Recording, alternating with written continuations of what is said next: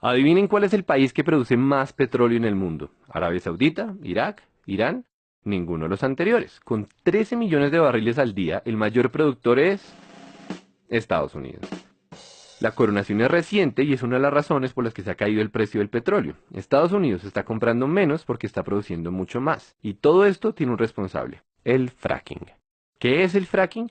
Es una técnica para extraer petróleo y gas de lugares que antes no se dejaban. Rápido repaso geológico. Todo el petróleo está almacenado en formaciones de rocas. Algunas de estas formaciones tienen poros o grietas que dejan fluir el petróleo, otras no.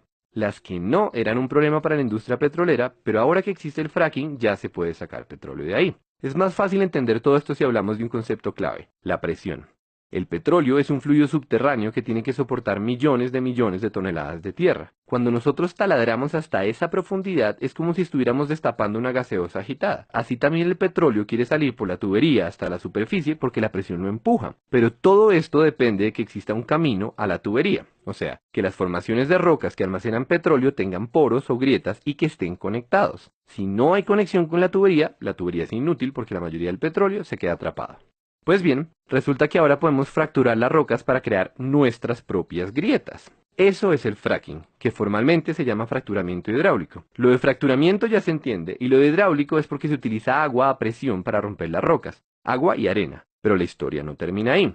Para llegar a donde está el petróleo hay que perforar más o menos 2 kilómetros para abajo y otros 3 kilómetros de lado. Eso quiere decir que la tubería es demasiado larga y hay un montón de fricción, o sea que el agua que se inyecta pierde potencia a medida que avanza. La solución técnica de este problema es mezclar el agua y la arena con químicos que lubrican la tubería y así se combate la fricción que le quita poder al chorro. Pero ese cóctel es una para el medio ambiente y por eso el fracking es tan polémico.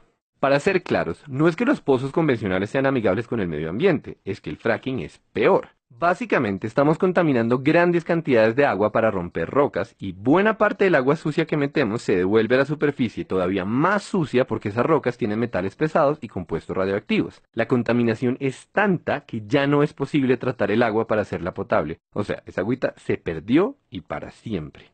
Entonces, ¿qué se hace con el agua sucia? Lo usual es que la entierren muy profundo, el equivalente industrial a meter mugre debajo de la alfombra, pero hay un problema, o más bien varios. Resulta que en el subsuelo existen reservas de agua potable y si el agua sucia del fracking llega a mezclarse con ellas, tenemos un desastre ecológico tremendo. Por supuesto, la industria petrolera y los que ponen las normas toman un montón de precauciones para que no ocurra esto. Por ejemplo, los pozos tienen un revestimiento de cemento y tuberías adicionales con el objetivo de evitar que el agua contaminada se filtre hacia otros lados. La pregunta es si estas medidas son suficientes y esa pregunta es particularmente relevante en Colombia, teniendo en cuenta que las normas se basan en estudios que fueron hechos en Estados Unidos, y acá la geología es diferente y poco estudiada. Mientras que en Estados Unidos las reservas de aguas subterráneas no pasan los 400 metros de profundidad, en Colombia ya extraemos agua potable a 1500 metros. Esa diferencia hace más asustadores dos de los tres problemas que tiene el fracking. Problema número 1. Las grietas causadas por esta técnica recorren el subsuelo de forma impredecible. Eso quiere decir que corremos el riesgo de conectar los yacimientos de petróleo y el agua contaminada con otras fuentes de agua. Problema número 2. El casing, o sea, la capa de protección para la tubería, solo llega hasta cierta profundidad,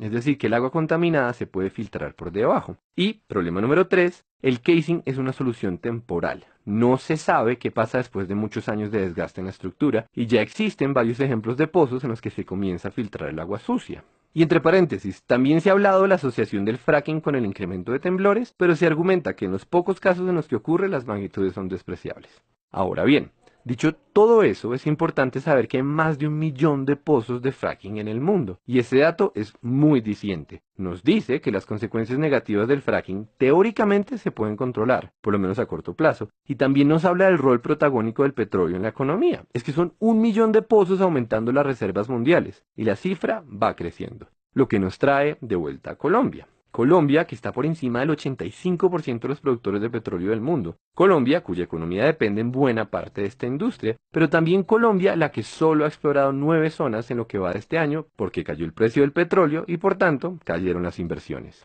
Para bien o para mal, esta es una industria a la que pertenecemos y tenemos que tomar decisiones.